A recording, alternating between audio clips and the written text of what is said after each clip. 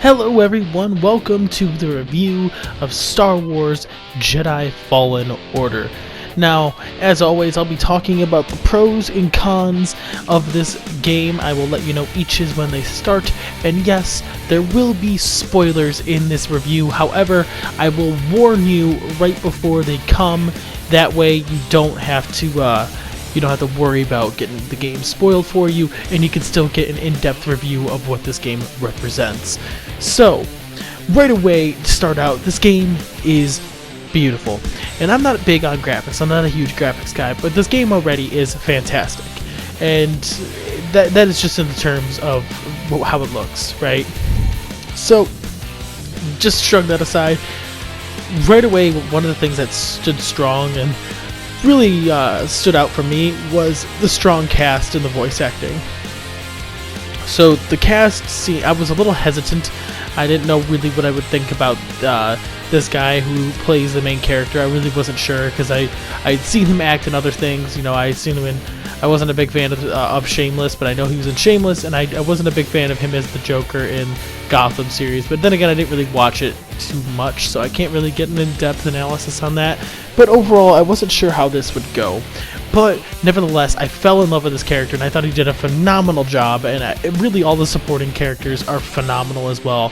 Saris grew, like, as soon as I understood her motives and as her character developed, I really liked her character as well. Same with Marin. Marin was another really good character there. And even Grease, he provides a really nice kind of comedic relief there. He's awkward, doesn't really do too much, but he provides that awkward kind of humor that really does complement this game and adds a little bit of humor into the game, a little bit of laughter. So the story is great, and I'm not going to go into any spoilers about the story, but overall the story is pretty damn good. And what I really liked about it is it didn't have fluff. And what I mean by that is it didn't feel like things were there just to extend the game's length. It felt like it was, a pretty solid game overall. It felt like the story was pretty good. It was, overall, I mean, I guess at the end of the day, I did want more, and we'll get into that later, but it was a very good story, and it didn't feel like it was drawn out by any means. So, next, and this is where we're going to have a spoiler, I'll give you a couple seconds to kind of just stop it there, and I'll put the timestamp up for you, and that way you can skip ahead. So, Darth Vader shows up in the game. Like, he that is by far, like, one of the best things I've ever seen. It felt like at the end of Rogue One. Rogue One was the only new movie I've actually really liked, and Darth Vader shows up and just kicks ass, and I love every bit of it. And you have to do a little face-off against him, but he just kicks just absolute ass.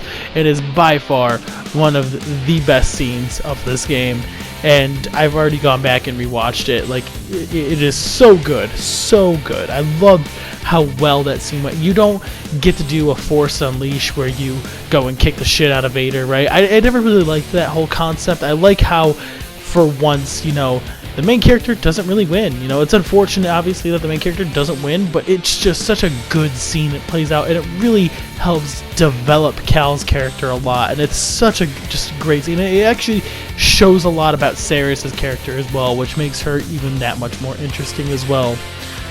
Moving on from that, the bosses. There are a number of bosses in this game. We have everywhere from just animal bosses to the fights with the Ninth Sister, the bounty hunters, the Second Sister, and then just overall, just the number of bosses is done very well. Each is different and challenging in their own way, and I really appreciated that whole style of play. The skill tree, it's not the most in-depth skill tree, obviously, but it's still a pretty solid skill tree, and I overall really enjoyed it. It was something that I got to play around with a lot, and you get to kind of choose what kind of Jedi you want to become as the time goes on, and that is very interesting as you get to develop your skills as a Jedi. Next, we have the Order 66 scene. The Order 66 scene was amazing. It's such a callback to my childhood that really just made, they did it so well, and it was by far just one of the best scenes in this game. It really helps explain Cal's character and really helps develop him as well. And you get to know more about his master as well and how he escaped. It is overall just such a great storyline, and I could not believe how well done that was. So next we have character developments.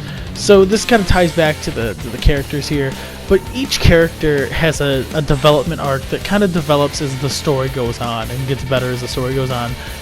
With the exception of probably Grease, Sarah's has one, Cal has one, Marin has somewhat of one. Even Grease, I guess, does have one to an extent, and then even with the second sister, you have her development as well as a character. Even BD gets kind of a character arc there, and you get to follow Endo Cordova as well. And that was a awesome little follow-up. You get to go with him as well. Overall, I just like the built-in development that's in the main storyline. Next, we have customization. I do like customization in games. There's not a lot of it, but what's there, I appreciate the fact that they added it, because, you know, you get the stuff with the Mantis, you get the stuff with, I'm like drawing a blank for some reason. You get the stuff with the lightsaber, you get the stuff for the outfits you get to wear, and then the cloaks you wear, and then BD's color scheme as well. But really what stands out is the lightsaber customization. You get so much to do with it. I wish you had a few more crystals, and I'll get into that a little bit later, but yeah, overall I really like the idea that you can have a customization of your lightsaber. It's kind of it is kind of interesting, and I do like that fact. The combat was a lot of fun. So I've seen a lot of issues, or a lot of people complain about the combat being not built for multiple people. I thought the combat was done phenomenally. Obviously, you know, you have people that are going to say it's too similar to Dark Souls, or it's exactly like Dark Souls. It's nowhere near as difficult as Dark Souls, but overall, good game, good combat system. I loved it. I like the familiar characters that appear. Notably, and this was obviously you get I'm going to draw his name. Draw a blank on his name there, but Forrest Whitaker's character, his character essentially is I'm looking it up right now actually, but his character appears, and you know, it was okay. I mean, I wasn't big on his character in the first place. Even in Rogue One, I thought his character was kind of just okay. Saw Gerrera, that's right, and I thought his character was just okay, right? Wasn't anything fantastic, but you know what? I really liked the fact that they brought back Tarful. He was in Episode 3, briefly. He's the Wookiee that's with Chewbacca, and Yoda says goodbye with him. That was awesome, and he's in the Clone Wars series as well, so I'm happy they brought him back. It was just kind of a nice tie back into things. I like all the Clone War things that are in the game that are influencing. You can find broken down Separatist droids, you can find gunships, all that kind of stuff. That stuff is awesome. They even have a Crash Aventador you can go explore later on and just do it in your free time. Okay, now this one is a double-edged sword. The platforming is done very well, and some of it is. The jumping, the wall running, that is done well. What isn't done, I'll get into the what isn't done well later. This is the good things. Map design is done relatively well. I appreciate the fact that you get shortcuts, and you get to do certain things once you explore. It makes traversing a little bit quicker, but there is also a downfall with that, obviously, and we'll get to that a little bit later. Next we have, it's challenging. It is a challenging game. It is by no means extremely difficult like a Dark Souls, Bloodborne, Sakura, or Nioh. It's nothing like those games, but this game is still relatively challenging. It's fun and refreshing to have a game that is not just super easy to beat, but it's still relatively, you know, it's still relatively doable. You know, I'm definitely gonna platinum trophy this and do that. Last thing here, and I love the fact that they did this. They kind of confirm that Starkiller Base is, in fact, Ilum. The way you go to, when you go to Ilum, you really see the planet design, right? And you get to see that it's really getting carved out and hollowed out like Starkiller Base. And we do know that Starkiller Base was powered by Kyber crystals, so it makes sense that, you know, Ilum being home of the Kyber crystals to the Jedi is one of these places. or is being used and hollowed out for that. So that is an interesting little thing there, and I like the fact that they added that, because it's a little just like thing they didn't have to do, but they did anyway. So now cons. Okay. So it was short. It was very, very, very short. I would say about 20 hours, give or take, maybe, if that. So you go to, I guess this is going to be minor spoilers if you don't want it. It's going to be talking about the planets you go to and what you do on them. Not really what you do on them. The planets you go to, we'll be talking about them. So if you don't care, I'll put a time slot on. But if you do care, I'll put a time slot on. If not, don't worry about it. There's a lack of planets. There's 5 planets you go to essentially that you can keep going to even after the game ends, which is Kashyyyk, Ilum, Dathomir, Bogano, and Zapho. But you can't go back to the Inquisitor base, you can't go back to Bracca, and you can't go back to the Bounty Hunter layer that you go to. But the 5 repeatable planets, it just felt very limiting. It felt like they could have had more, and we just didn't get that. Next, there are so many collectibles you have to get. Now, the collectibles are just everywhere, and there's so many of them, and I usually don't complain about collectibles, but like, if you want to design your lightsaber, you have to go out of your way sometimes, and it's just such a pain in the ass to do. This is something minor, the repeating dialogue, and this happens actually, this guy, I saw this in a different review. Every time BD jumps into a crate, after like the 10th or 15th time, Cal is just like, what are you doing, buddy? And it's like, what do you mean, what are you doing? He's jumping in to find this goddamn thing. Alright, what do you expect? It was just annoying. Next, the lack of controls, or the lack of choices. The lack of choices by far hurt this game a lot, because there is like 2 or 3 choices that shape you think, oh shit, we get to choose our path, but then it doesn't happen, and it's like, are you serious? Like, I don't like the fact that you can't choose anything and choose what kind of Jedi you become. If you think back on KOTOR, like, you get to choose if you want to be a Dark Jedi or if you want to be a Sith or a Jedi. It would play that middle ground, and I don't like the fact that you can't do that in this game. Can't even get, well, I'll jump right into this now. Can't even get a red lightsaber. Like, come on. And if you want an orange lightsaber, you had to pre-order it. That's just a middle finger there, and I didn't like that. They did that. Okay. The thing that pissed me off the most, the sliding controls. Holy crap, sliding in this game was this game's downfall. When you have to slide down a damn hill, and it's so difficult to control, and I mean very, very difficult to control, and then I try to like jump onto a rope and you're just off by a teeny amount, it is so frustrating. So frustrating to do. And when you don't have the force pull in the game, that is just incredibly annoying. Or the amount you have to thread the needle on certain parts. Like I'll show the part in Kashyyyk in this video, but man, it is frustrating how much you have to thread the needle with that. And it was the thing I hated the most, of how crap the controls were on that. So another thing that actually got on my nerves quite a bit is the no limb executions. So I understand you can't just, at least in the game's sake, like, right, you can't just sense a lightsaber, you can't just chop everyone's limbs off when, you hit them with a lightsaber. Not when you're playing a game, at least. They make it very easy. It'd be incredibly easy if every enemy you fought, every time you hit them, a limb came off. I understand, you gotta hit them a few times to kill them, and then, it'd be like me comparing it to The Witcher 3. In The Witcher 3, you don't chop any limbs off, but then when you have your executions, you chop off an arm or a leg or a head, or like cut them in half. I really expected that in this game, and it's very inconsistent because you can cut off the limbs of animals, but not people. And that bugged me, because it's like, come on, man, just let it happen. Like, it's Star Wars, it's lightsaber, it's what they do, and they didn't do that.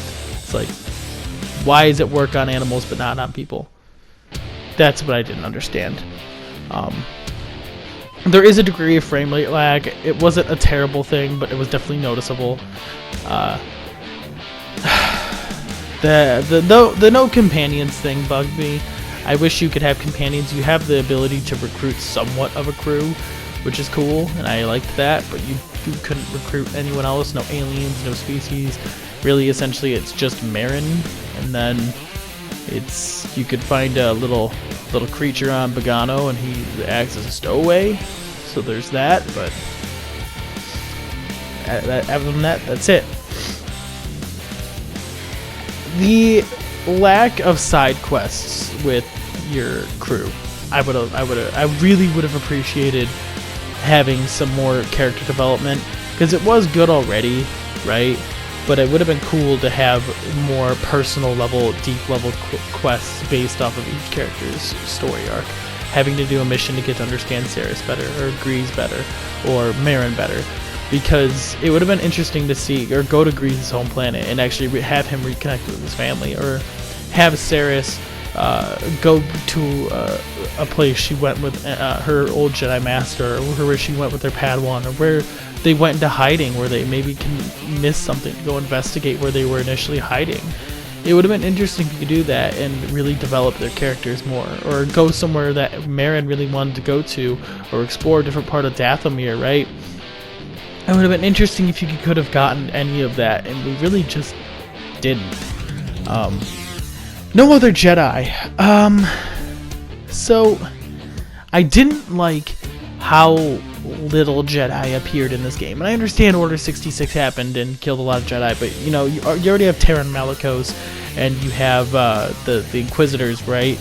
And yet it felt like there were just no Jedi in this game, and for something that happened 4 years after Order 66, I feel like, you know, there is at least a relative amount of Jedi that had to have survived, and there's just, it feels like they're lacking a bit. Like, there wasn't that many that survived, and it would have been cool. It really would have been cool if you had decisions, right? And you could have convinced the Ninth Sister, or recruited Terran, or recruited the Ninth Sister after you defeat them, and it would have been cool. It would have been really cool, you know, if you could have just found Jedi too in that case and brought them over and had them, you know, in the game. It would have been cool if you could have done that kind of stuff, and you couldn't, and it just felt like they were just there to be enemies, and that's it. And so that was a little disappointing. No fast travel. I guess I appreciate the yeah, if you want to play this game, there's no fast travel, but whatever.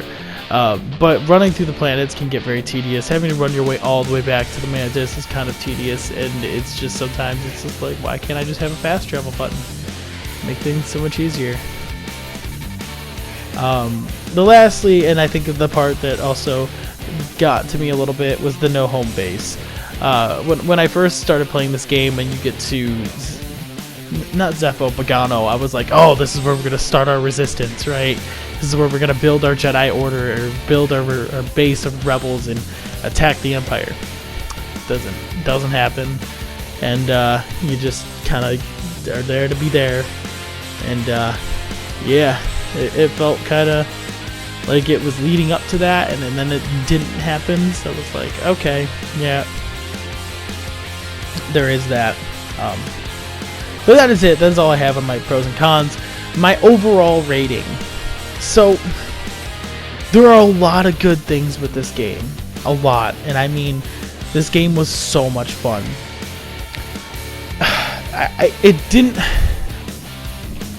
I had trouble rating this, but overall, I gave it an 8.7 out of 10. And an 8.5 just didn't feel right. And yet a 9 was too much in this game for me. You know, this game was a lot of fun. The fact that you can you could have a dual lightsaber and you could have all these abilities, and how fun the combat was, and how fun just everything was. It was just so good, right? I wish it was longer though. I really wish it had more to it, because it felt like there just wasn't enough meat on the bones, you know what I mean? And yet this game was really, really good, and it just, like I said, I couldn't justify putting it in the 9s, but at the same time, I couldn't justify giving it like an 8.5, because it was better than that. So an 8.7 is that nice in between a, you know, between the 8.5 and the 9. You know, overall, I think that was a very justifiable number there, and so 8.7 out of 10. That is my final rating with this game. I know I didn't get to do a review afterwards. I lost my voice and wasn't able to really talk at all. So I essentially I wasn't able to do my initial comments after the game. But like I said, this game was fun. This game was a lot of, you know, was just overall great. If you want, you know, a game to play that's just fun, it's mess around, this really isn't it. This is going to be a bit more challenging. So overall, if you're able to get this game from anywhere that's under $40, I would definitely recommend grabbing it. I'm a $1 an hour kind of guy. I think you should put $1 for every hour you put into a game. I'm going to platinum trophy this game, so I've put probably about 50 hours in, or no, I can't even say put 50 hours in the game. I would say 35 to 40 at the moment.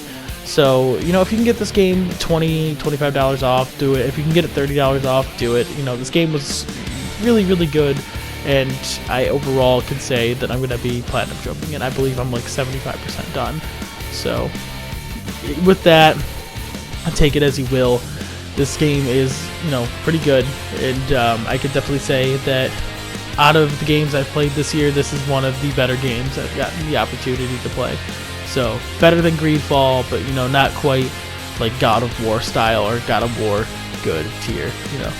But with that being said, I hope you all enjoyed this review. Do you agree or disagree? Do you think I missed something or didn't miss something?